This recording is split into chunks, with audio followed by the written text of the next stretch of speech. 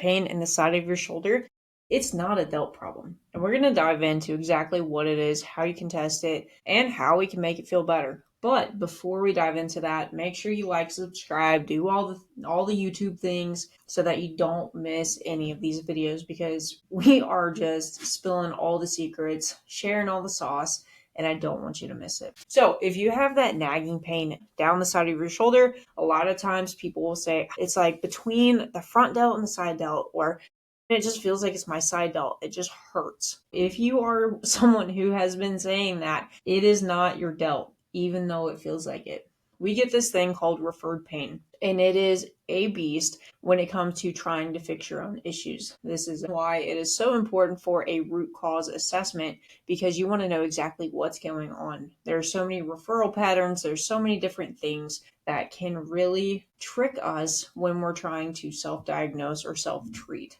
The delt is a very robust muscle. For me, it is one of the hardest things to grow, but it is very robust. The amount of times that I've seen a delt strain versus a rotator cuff strain, I can't even compare it, right? I don't even know that I've ever seen an actual delt strain, despite everybody saying that they have pain here. So what's really going on is a referral pattern from something with your supraspinatus, which is one of your rotator cuff muscles, or the infraspinatus, which is another rotator cuff muscle. If we look on this guy, supraspinatus means above the spine of the shoulder blade, and then infraspinatus is below. So it can be one of those muscles. They are responsible for externally rotating your shoulder, really helping to provide a lot of stability in your movements in your day-to-day life. And so if we have some tweaks, whether that's a rotator cuff strain or tear, or just say that it's overworked,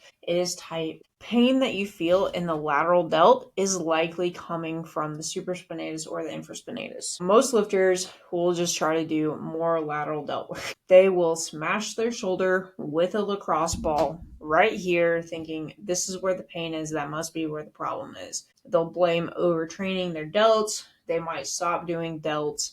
It is missing the entire point of what's going on. And so again, the rotator cuff referral pattern is unfortunately that mid delt, or that between the front and the side delt. I didn't make the rules. I wish it was like as simple as, hey, my pain is here. This is where the problem is. But so often, especially with lifters, the issue is coming from somewhere completely different. Not only do we have the referral patterns, but we also have such a dynamic movement when it comes to lifting. So this can get strained with any kind of pressing, squats, bench, pull-ups, push-ups, so many different exercises. Anything that requires the shoulder to move to have stability, it can get pissy and it can get cranky. Now, if you're someone that has shoulder impingement, you already probably know that I hate that term. However, if you are dealing with symptoms of shoulder impingement and it's because of the rotator cuff muscle, anything like an upright row, anything that is going to decrease that space in the front of your shoulder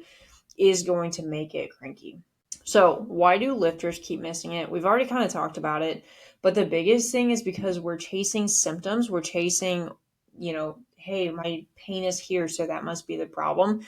When in reality, a rotator cuff strain refers, but it goes so much beyond that as a lifter, because it could be coming from something like the subscap is super tight, and so the external rotators are having to work more. Here's more on the subscap here. It could be that, we have a strain. It could be because the shoulder blade's not moving as well as it could be. It could be because the thoracic spine, the mid-back is super tight. So we want to get clear on what it is that's actually causing the rotator cuff strain. But again, we want to know first and foremost that that pain in the side of your delt is coming from the rotator cuff. That is very important, so that you know at least the area that is flared up and pretty cranky. And then from there, we want to find why it's even cranky in the first place.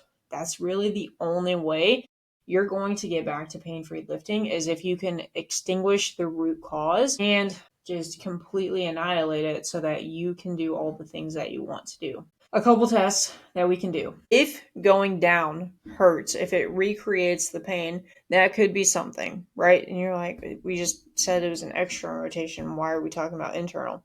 Well, this actually stretches that muscle. And so if there is a strain, if there is some kind of stress, it can show us, hey, it is actually that muscle. And that helps us to kind of tease things out. Another thing we can do is go backwards, because if contracting hurts, chances are there is a strain. So those are a couple tests that we can do.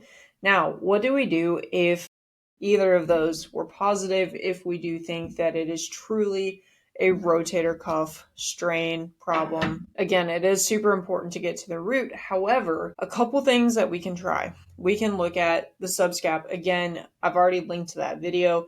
You can go take a look at it. Make sure you're doing that test, you're doing the movement that I showed in that video. But basically, it's a pin and stretch of the subscap, this muscle right here, and it helps take some stress off the external rotators. Next, we can do some shoulder blade movements. We want to make sure that that shoulder blade is rotating, is doing all the things it's supposed to do, it's not getting stuck, it's rotating up, all the things. Then we can do something like a bandy cat-cow that's helping us to open up that thoracic spine. Beyond all of that, if there is a strain in your rotator cuff, in your supraspinatus, in your infraspinatus, we can do some light external rotations to see if that can help strengthen that muscle up. If there is a tear or a strain or something like that, we don't want to stretch the external rotators. We want to strengthen. We want to contract. That is the only way that that thing is going to get better. If you're constantly stretching it, it is probably not going to do the job for you. We can do the subscap release. We can do some external rotations. We can do some scap work, right? IYTA, scap row. We can do bandy cat cows. There's so many different ways that we can work that. However, what we want to do is find the root cause, okay? Can't say that enough. So some things that you can do. You can do all those exercises that are already mentioned as part of your warm-up. You can do those on days off from the gym. The point is, we want to get that shoulder movement better and we want to get that pain down. Some things that you can do in the meantime. If bench hurts, we can do a floor press. We can use dumbbells. If shoulder press hurts, we can use a landmine. We can try dumbbells. If squat hurts, we can use something like a safety squat bar. That is going to help us, right? There are so many different specialty bars. You can use a Duffalo bar. There are ways that you can adjust, the variation. You can adjust range of motion. You can adjust what kind of bar you're using or what kind of load you're using. The biggest thing is we want to actually fix the issue, not just avoid pissing it off. And that's where a lot of lifters go wrong, is like, I'm just going to avoid pissing it off and it'll heal on its own. But unless you're doing something to actually promote the healing or fix the underlying issue, it's going to keep coming back when you jump into your main variations again. So the takeaways: if you have pain in the side of your delt, it is not a delt issue. It is probably a rotator cuff. And by probably, I mean like 99.9%. Okay, unless you just had a freak accident. The delt might be where you feel it, but it's because there's a referral pattern for the supraspinatus or infraspinatus. And I know we're using a lot of big words for rotator cuff. And so make sure you're doing those exercises.